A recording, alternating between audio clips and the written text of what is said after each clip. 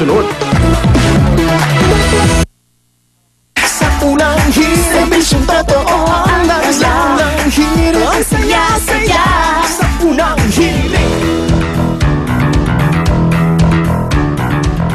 Mainit na naman po sa mata ng mga otoridad ang mga dambuhalang billboard sa EDSA. Hindi ho yan dahil sa bagyo, kundi dahil sa kontrobersyang nilikha ng mga di umano'y malaswang billboards ng isang garment brand. Tampok po ang mga maskuladong miyembro ng Philippine Volcanoes rugby team na naka-underwear lang. At kahit ho binaklas na ang mga billboard na yan, banta ng MMDA, babaklasin daw nila ang iba pang malalaswang billboard sa Metro Manila.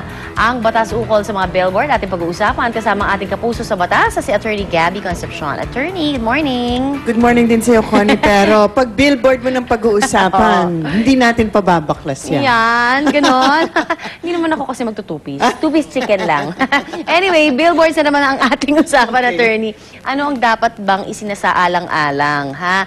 Pagdating naman sa pag-aakyat ng mga billboard. Well, personally, sa opinion ko, actually, tatlo naman yung bagay na dapat natin isipin pagdating sa mga billboard, all of which ay hindi naman talaga na-address ng mga batas natin. Unang-una, of course, yung aesthetics. Talaga namang actually nakakapangit yung mga billboard na ang lalaki, patong-patong, kahit na saan ka mapunta.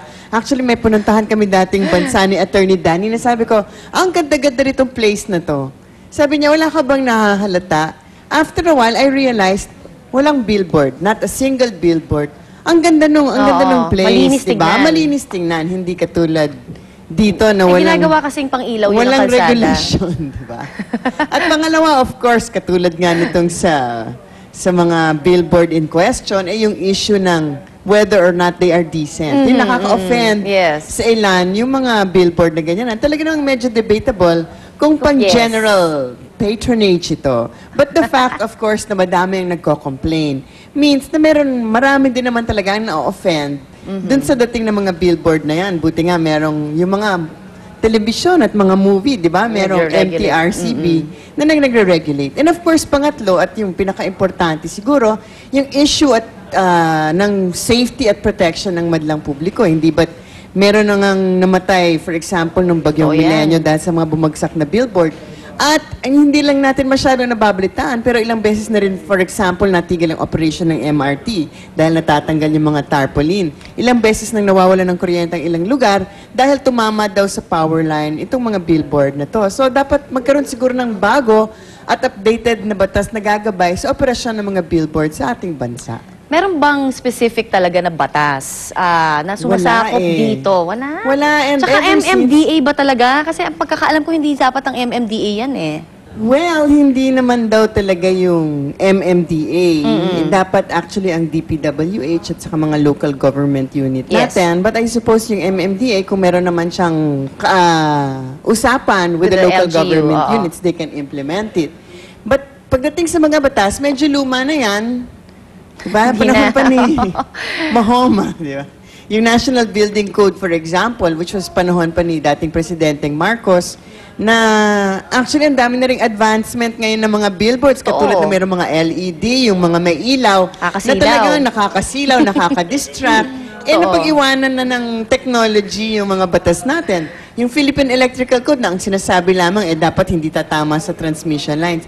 Panahon na siguro na magkaroon ng specific guidelines para ma-ensure at the very least yung safety ng publiko and at the same time ma-address yung mga issue ng decency, aesthetics, pangangalaga sa kagandahan ng landscape natin. Pero 2004 pa lang, for example, may pending bill na si Senator Miriam, pero obviously wala pa rin nangyayari. Mas maganda kasi siguro na magkaroon na tayo ng specific rules tungkol sa size, location, sino magmo-monitor, sinong magtatanggal kung magkaroon ng mga problema. Kasi nga sa ngayon, yung DPWH, mga LGU, dapat nang sumusubaybay. Sila dapat nagbibigay ng clearance at permit. Pero, actually, ang unang-unang violation ng mga billboard din, wala silang clearance or permit at tinatayo lang nila. Yan. Baka daw naman ito'y lalabag sa freedom of expression. Well, hindi naman. Kasi lahat naman ng karapatan may hangganan. Di ba? I mean, yung meron tayong mga libel laws just because you have the freedom to express yourself. Hindi pwede naman basta-basta. Di ba? Na walang hangganan yan. At kung makakasama dito, yung public safety, yung mga protection ng morals at decency, dapat din naman siguro magkaroon talaga ng regulation.